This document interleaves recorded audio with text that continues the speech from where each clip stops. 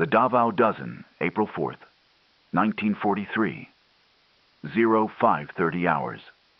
Davao Penal Colony, Mindanao, Philippine Islands. Captain William Edwin Dias crouched in the pre-dawn darkness, his hand pressed against the damp earth, counting the seconds between guard patrols. 48 seconds, always 48 seconds. He had measured it 17 times over 3 weeks, and the Japanese were nothing if not precise. In his other hand, he clutched a stolen survey map showing what the guards insisted was an impassable swamp. Chest-high water, 10-foot crocodiles, headhunters beyond. He looked at the 9 other Americans huddled in the shadow, their faces gaunt, their eyes burning with something beyond desperation. "If we don't make it," he whispered, "no one will ever know what they did to us at Bataan." What Dias didn't know was that he and his fellow escapees were about to execute the only large-scale prison break of Allied prisoners of war in the entire Pacific War, and that their testimony would fundamentally alter American censorship policy, change the prosecution of the war, and transform how an entire nation understood the conflict they were fighting. The mathematics were staggering. 969 American prisoners had entered Davao on November 7th, 1942. Survivors of the Bataan Death March, where approximately 10,000 men had died. They joined 1,000 fellow Americans already imprisoned, captured on Mindanao on May 10th, 1942. Against these, nearly 2,000 American prisoners stood several hundred Japanese guards in a maximum security facility specifically designed to be escape-proof. No Filipino prisoner in the camp's 11-year existence had successfully escaped. The survival rate for the Bataan Death March had been approximately 85%, meaning 1 in 7 men who started that march did not finish it. The planned escape involved 12 men, 10 Americans and 2 Filipino convicts, attempting to navigate an allegedly impassable swamp, evade Japanese patrols across hundreds of miles of enemy-controlled territory, and somehow reach American forces. The odds, calculated coldly, were perhaps 1 in 100. And yet, what made this escape historically significant was not the odds against it, but what these men carried with them: knowledge of atrocities that the United States government would initially suppress for 9 months, and then weaponize to transform American public opinion and war policy. The transformation that was about to unfold would involve not just a prison break, but a battle over truth itself. The escapees would successfully reach Australia and brief General Douglas MacArthur's headquarters on July 2nd, 1943, 90 days after their escape. They would provide detailed testimony about the Bataan Death March, about systematic starvation, about casual murder, about conditions so horrific that the average prisoner was losing 2 pounds per week. President Franklin D. Roosevelt and Washington officialdom would immediately muzzle them, fearful that revelations of Japanese atrocities would incite the American public and jeopardize the Allies' Europe First strategic policy. The story would remain suppressed until January 28, 1944, when the government would finally release it, not out of respect for truth, but as a calculated weapon timed to coincide with the Fourth War lone drive. One newspaper would call it the biggest bombshell since Pearl Harbor. Another would declare the Dias story, the most important newsbreak of the war.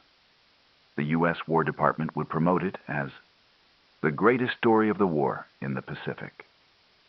But on that Sunday morning in April 1943, all of that was yet to come.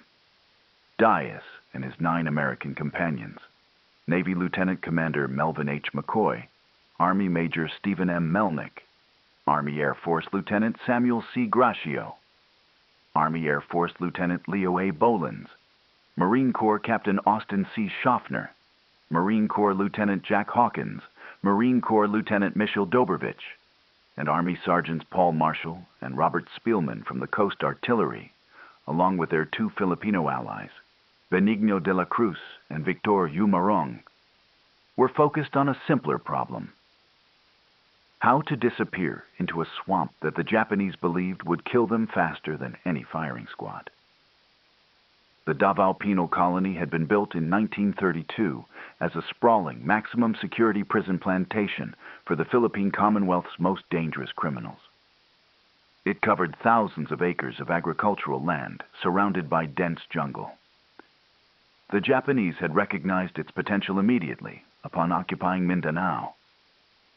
Here was a ready-made forced labor camp, complete with barracks, guard towers, and natural barriers that made escape nearly impossible.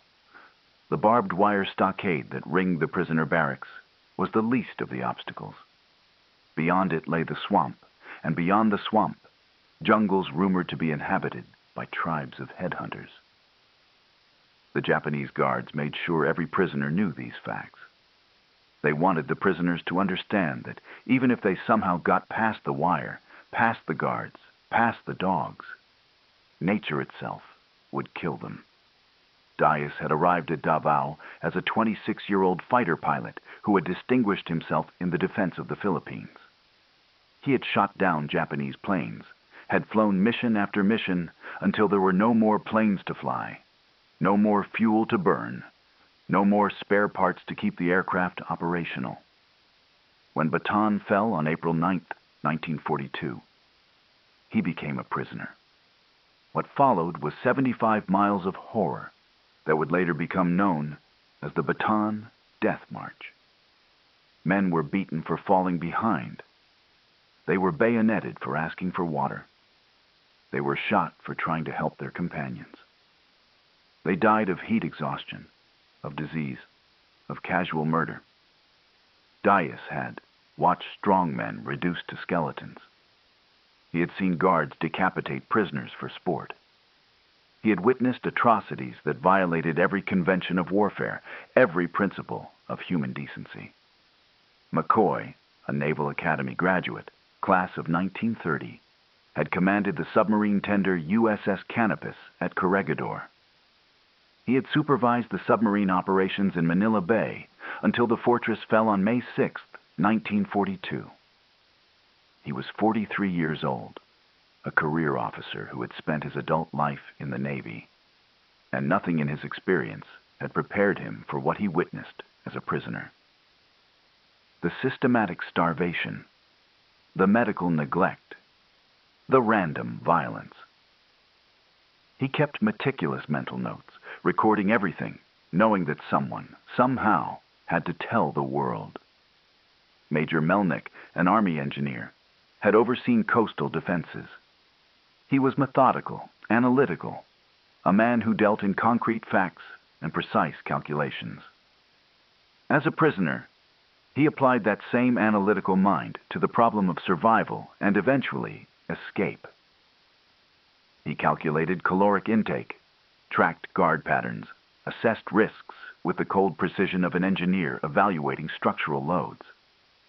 His conclusion was mathematically clear. If they remained prisoners, they would die. The only question was how quickly. The four Marine officers, Schaffner, Hawkins, and Dobrovich, brought different skills. Schaffner, a 30-year-old from Tennessee, had commanded a battalion on Corregidor. He possessed natural leadership and an unshakable determination that inspired confidence. Hawkins, younger, was quick-thinking and adaptable. Dobrovich combined physical strength with tactical awareness. Together, they formed the core of what would become a remarkable inter-service collaboration. The two Army Air Force lieutenants, Gracio and Bolins, were Dias's men, pilots who understood risk and calculation. Gracio, at 25, was Dias's wingman, literally and figuratively. Bolins, a master mechanic, brought practical knowledge of how things worked, how they could be improvised, how problems could be solved with limited resources. The two sergeants, Marshall and Spielman, were coast artillerymen who understood weapons, defenses, and the importance of meticulous planning. What brought these 10 Americans together was not just their desire for freedom, but their sense of mission. They had witnessed the Bataan Death March. They had experienced months of systematic abuse in Japanese prison camps. They knew about the casual murders, the medical experiments, the deliberate starvation, the forced labor, the complete disregard for the Geneva Conventions. They understood that they were not just escaping for themselves, they were escaping to bear witness. As they pledged their lives to each other during clandestine meetings in the camp, they articulated their mission clearly: break through enemy lines, rejoin American forces, and break the news to the world. The planning had taken months. They had to first figure out a way past the barbed wire stockade that ringed their barracks. This proved surprisingly manageable. The wire could be carefully spread at a point where guard sight lines were blocked. The greater challenge was the swamp. During their daily forced labor on the camp's vast agricultural parcels, they measured distances, monitored patrol schedules, and most crucially, scouted the swamp itself. What they discovered contradicted everything the Japanese had told them. Yes, the swamp was difficult. Chest-high water in places, thick sword grass that could cut exposed skin, swarms of insects. But it was not impassable. More importantly, they learned from Filipino civilian camp administrators, many of whom were quietly sympathetic to the American prisoners, that trails existed through the swamp, known to locals but unmarked on Japanese maps. They stole food systematically, taking small amounts that would not be noticed, caching supplies in locations they could access during the escape. They secured bolos, Philippine machetes, essential for cutting through jungle vegetation. They obtained survey maps through sympathetic Filipino administrators who risked their lives to help. They recruited 2 Filipino convicts, De La Cruz and Jumarong, both serving life sentences for murder, both possessing invaluable local knowledge and survival skills. The Filipinos knew the land, spoke the language, understood which villagers could be trusted and which areas were controlled by Japanese collaborators. The original escape date was March 30th, 1943. Everything was ready. Supplies were cached, routes were memorized. The psychological preparation was complete. Then, disaster struck in the form of a surprise inspection. Japanese guards discovered contraband fruit and vegetables, evidence that prisoners had been stealing food. The punishment was collective and severe. The entire camp was sent to work in the rice paddies on what should have been their day off. The escape had to be postponed exactly 1 week. That week felt like a year. Every day brought the risk of discovery. Every hour increased the chance that someone would notice the cached supplies, that the Filipino administrators would be caught helping, that one of the 12 would crack under the psychological pressure. Dias later recalled that the waiting was worse than the planning. "We had made our peace with dying," he would write. "But the prospect of dying in the attempt, that we could bear. The prospect of being discovered before we could try, of being executed without ever having tried, that was unbearable." Sunday, April 4th, 1943. The day arrived with overcast skies and a misty rain, perfect conditions for an escape attempt. The 12 men volunteered for an unsupervised work project, exactly as they had planned. The Japanese, convinced that no one would voluntarily walk into the swamp, and that Sunday work volunteers were simply trying to earn extra food rations, allowed the party to proceed with minimal oversight. At the designated moment, when the guards' attention was elsewhere, the 12 men simply disappeared into the misty swamp.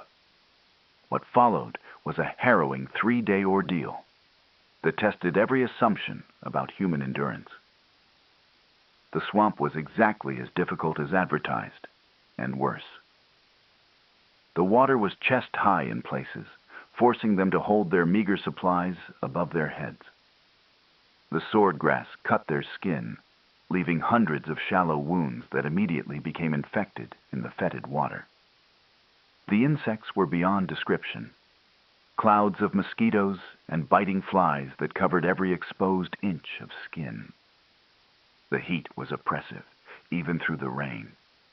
And yes, there were crocodiles. They saw them, massive shapes gliding through the water, watching. But the Filipinos, De La Cruz and Humarong, knew the hidden paths. They knew where the water was shallower, where solid ground could be found, where the crocodiles were less likely to hunt. They moved slowly, deliberately, stopping frequently to listen for pursuit. Japanese search parties were behind them. They could hear the shouts, the dogs. But the swamp that was supposed to trap the escapees also impeded their pursuers. The Japanese, convinced that no one could survive in the swamp for more than a day or two, eventually turned back. 3 days after entering the swamp, the 12 men emerged on the other side. They were exhausted, infected, half-starved, covered in cuts and insect bites. But they were alive and free. What none of them fully understood at that moment was that they had accomplished something that would be recorded in military history as unprecedented. Not one other large-scale Allied prison break would succeed in the Pacific theater throughout the entire war. Groups would try, individuals would attempt solo escapes. But the Davao Dozen would remain unique. The journey that followed was equally remarkable. For weeks, they moved through territory marked unexplored on military maps. They trekked along jungle trails, over rugged mountains, through valleys where Japanese patrols regularly moved. They were aided by Filipino guerrillas and patriots who risked execution to help American soldiers. These Filipinos provided food, shelter, guides, and intelligence about Japanese movements. They paddled rivers in bancas, native boats, moving under cover of darkness. They hid in villages, in mountain caves, in abandoned buildings. Always, they moved north, toward Mindanao's northern coast, toward areas where organized guerrilla units were resisting Japanese occupation. The guerrillas they eventually reached were remarkable organizations themselves. Led by American officers who had refused to surrender and Filipino leaders who rejected Japanese rule. These units controlled substantial territory in Mindanao's interior. They gathered intelligence, conducted raids, rescued other escaped prisoners, and maintained radio contact with MacArthur's headquarters in Australia. When the Davao escapees reached these units, they found a functioning resistance network, complete with communications, supply lines, and military organization. The radio message sent to MacArthur's headquarters was brief but electrifying. American officers escaped from Davao prison camp, requesting evacuation and carrying vital intelligence. The response was immediate. The submarine USS Trout was diverted to Mindanao's northern coast. On July 2nd, 1943, exactly 89 days after their escape, Dias, McCoy, and Melnick boarded the submarine. The other 7 Americans would follow in subsequent evacuations, except for Lieutenant Bolins, who would be killed by Japanese forces on January 22, 1944, before he could be evacuated. The submarine ride to Australia took days. During that journey, Dias, McCoy, and Melnick began to process what they had accomplished and what they now had to do. They had survived. They had escaped. But their mission was only half complete. They still had to tell the world. In Brisbane, Australia, they were immediately brought to MacArthur's headquarters. What followed was extensive debriefing. Intelligence officers took detailed statements. Medical officers examined them, documenting the physical evidence of starvation and abuse. They told everything: the Bataan death march, the casual murders, the systematic starvation, the beatings, the medical neglect, the forced labor, the complete abandonment of any pretense of following international law. The intelligence officers were stunned. Some of what the escapees reported was already suspected, but much was new, and the systematic nature of the atrocities was worse than anyone had imagined.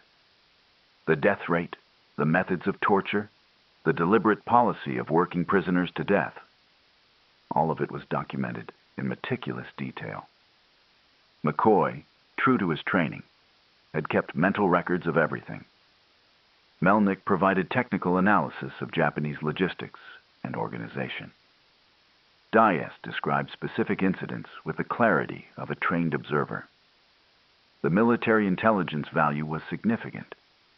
The escapees provided detailed information about Japanese force dispositions, defense preparations, supply routes, and military capabilities in the Philippines.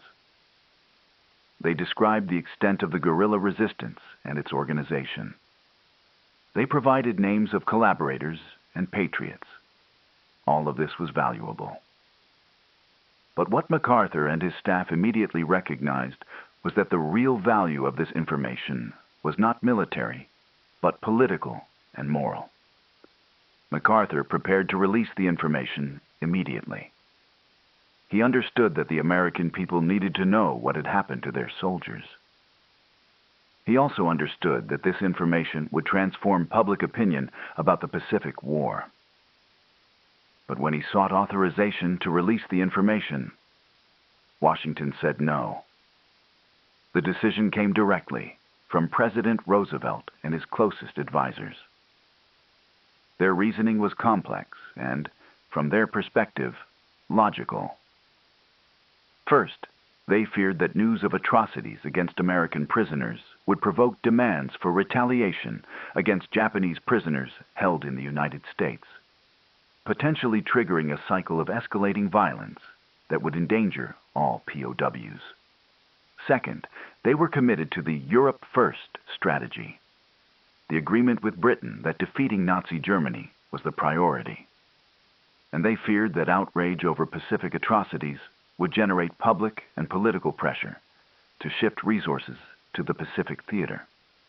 Third, they were concerned that publicizing the atrocities might prompt the Japanese to execute remaining prisoners to eliminate witnesses.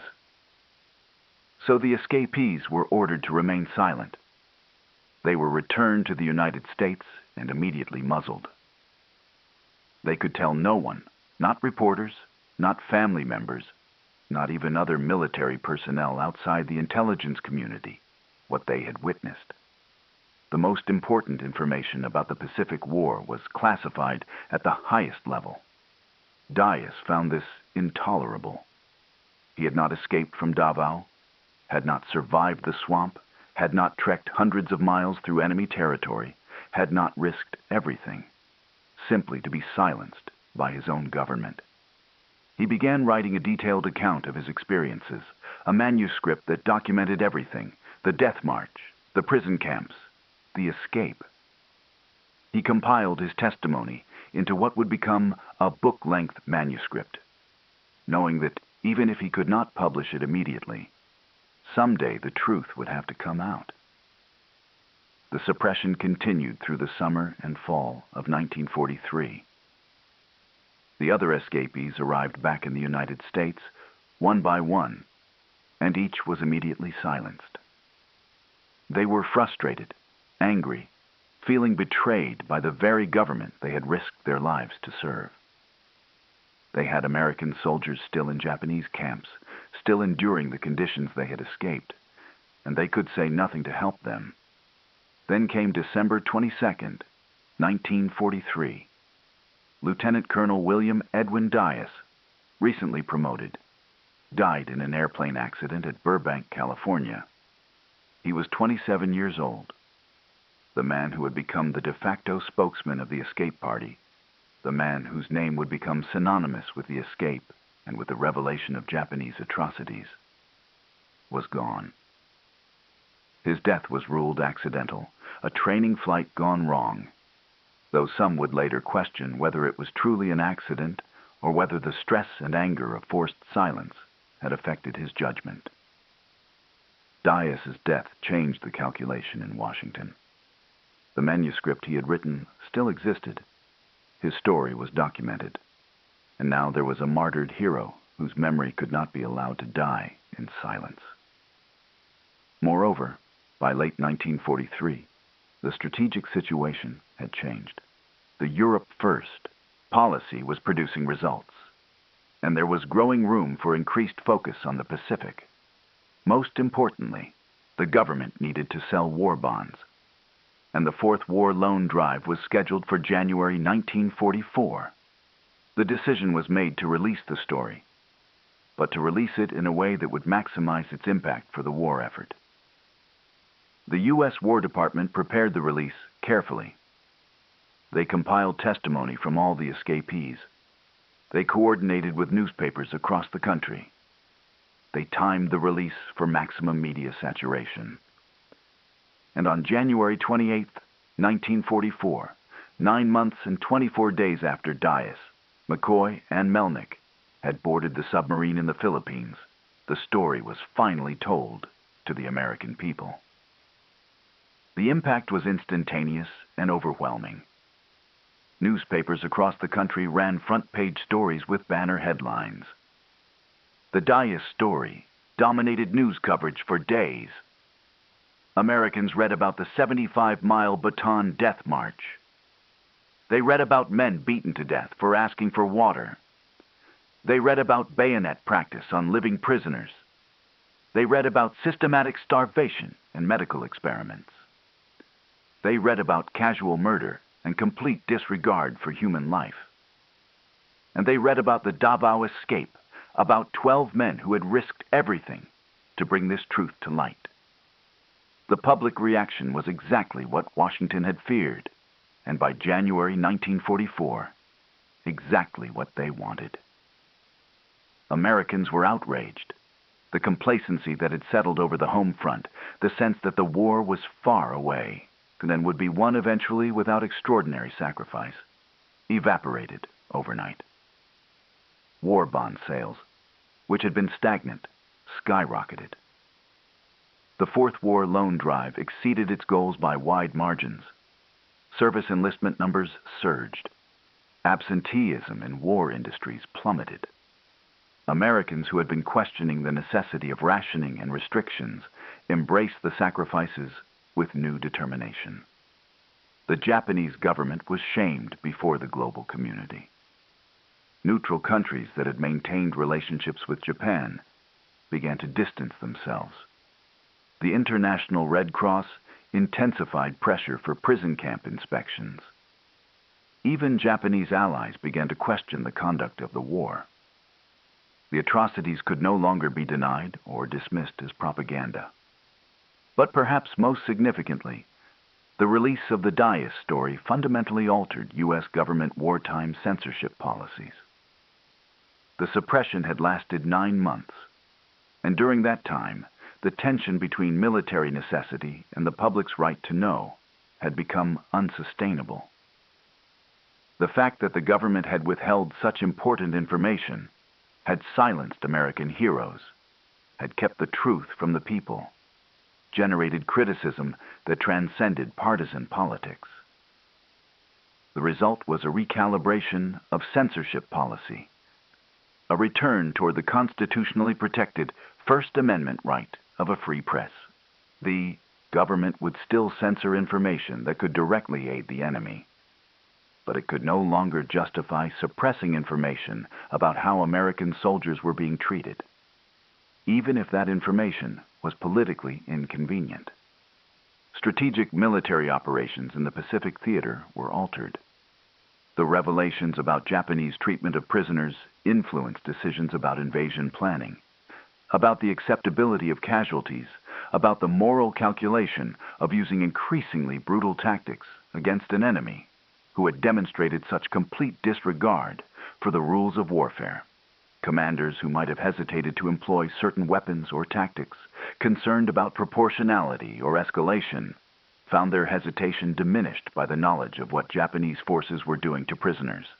The transformation of American public opinion was profound and lasting. Before the Dias story, many Americans viewed the Pacific War as a secondary theater, less important than the fight against Nazi Germany, less urgent in its moral claims.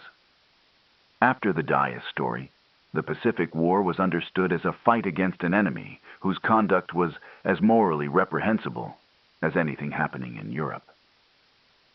The atrocities committed against prisoners of war became central to how Americans understood the conflict, shaping public support for the increasingly bloody island-hopping campaign. All 10 American members of the escape party, with the exception of Lieutenant Boelens, who received his medal posthumously, were ultimately presented with the Distinguished Service Cross personally by General MacArthur. The citation recognized not just their escape, but their service in bringing vital intelligence to Allied forces and their courage in bearing witness to atrocities. The 2 Filipino convicts, De la Cruz and Jumarong, received pardons from President Manuel Quezon, the Philippine president in exile. They were celebrated as heroes, their previous crimes forgiven in recognition of their role in one of the war's most significant escapes. The psychological journey of the escapees themselves was complex. They had lived with the knowledge of the atrocities for months while imprisoned. They had carried that knowledge through the escape and the journey to Australia.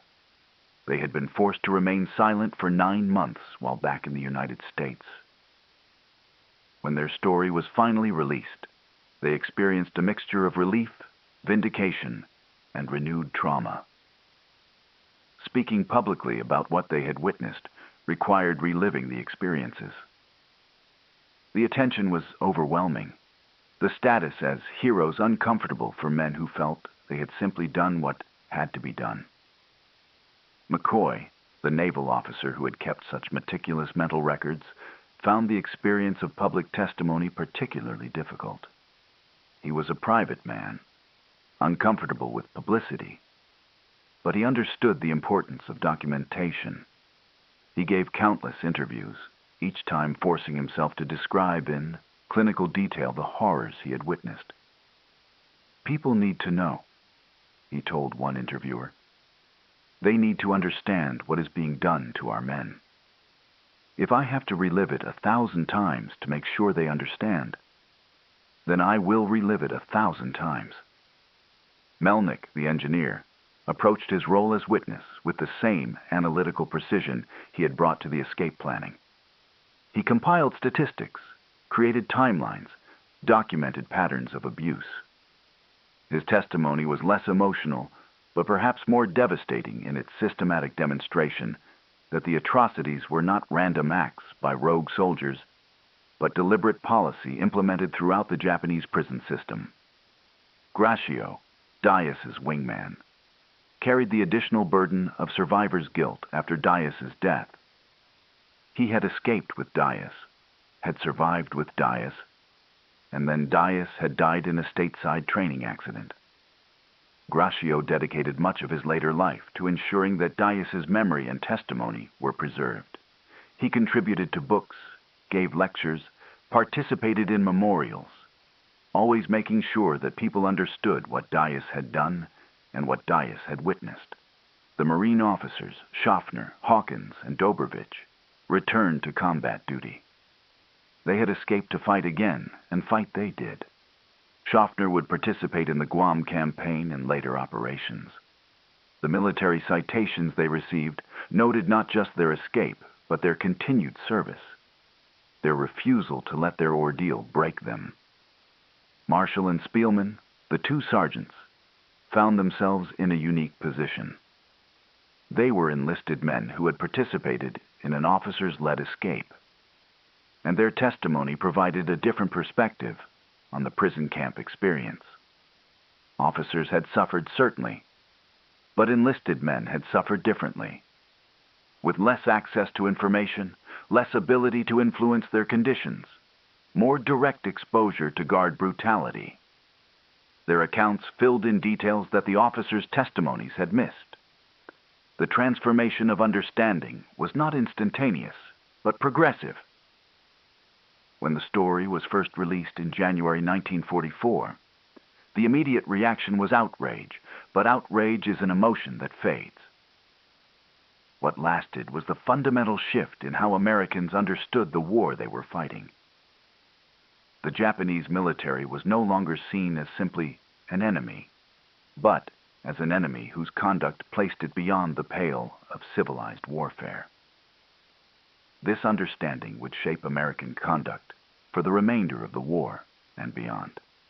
The contrast between what the escapees expected to find when they reached Australia and what they actually found was instructive. They had escaped expecting to immediately tell their story and return to duty. Instead, they found themselves trapped in a bureaucratic and political maze, their testimony classified, their service to the country requiring continued silence rather than action. This was, in some ways, a second imprisonment, less physical but equally frustrating. When Dias wrote in his manuscript about the feeling of helplessness, of having vital information that the world needed to know, but being prevented from sharing it, he was describing a psychological torture that rivaled his physical sufferings in the prison camp. The final irony was that the government's decision to suppress the information, made for what seemed like sound strategic reasons, ultimately undermined those very strategic goals. The suppression created a more explosive release when the information finally came out. The 9-month delay meant that when the story broke, it broke not just as news of atrocities, but as news of government suppression of atrocities, adding a layer of domestic political controversy to the international outrage. If the information had been released immediately in July 1943, it would have been significant. Released in January 1944 with the additional context of government censorship and the martyrdom of Dias, it became epochal. Today, the Davao escape is commemorated in multiple ways. Dias Air Force Base in Texas is named for the escape's most famous member. Historical markers in the Philippines identify sites associated with the escape. Museums display artifacts and testimonies. Books and documentaries tell and retell the story. But perhaps the most significant commemoration is the precedent the escape set. Both the military precedent of the only successful large-scale Allied prison break in the Pacific War, and the political precedent of the limits of wartime censorship. The men who escaped from Davao on that misty Sunday morning in April 1943 could not have known that they were doing anything more than trying to save their own lives and bear witness to atrocities.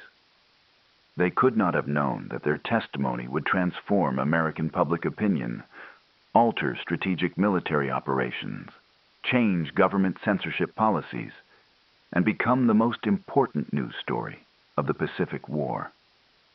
They simply knew what they had witnessed, understood that someone had to tell, and were willing to risk everything for the chance to do so.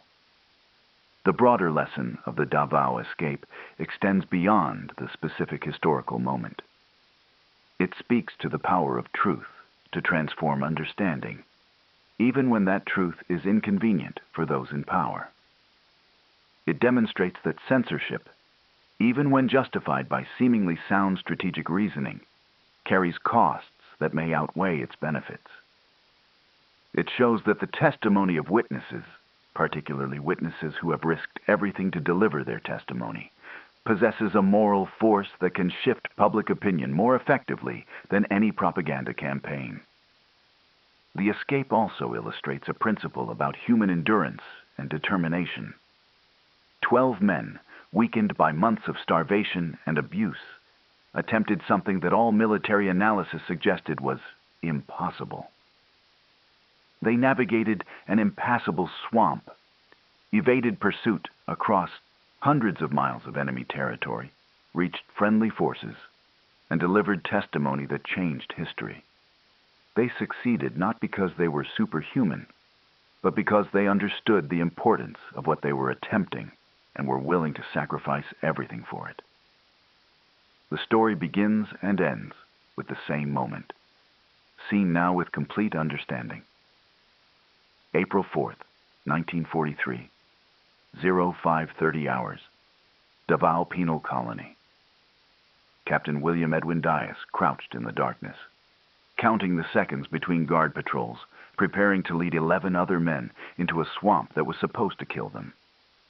What seemed at that moment like a desperate escape attempt, a probably futile bid for freedom by 12 desperate men, was actually the first step in a chain of events that would expose one of the war's greatest atrocities, transform American public opinion, alter military strategy, change government policy, and provide a template for understanding the relationship between truth, power, and the public's right to know. History would judge the Davao escape not simply as a remarkable feat of courage and endurance, but as a pivotal moment when truth escaped its imprisonment and changed the world.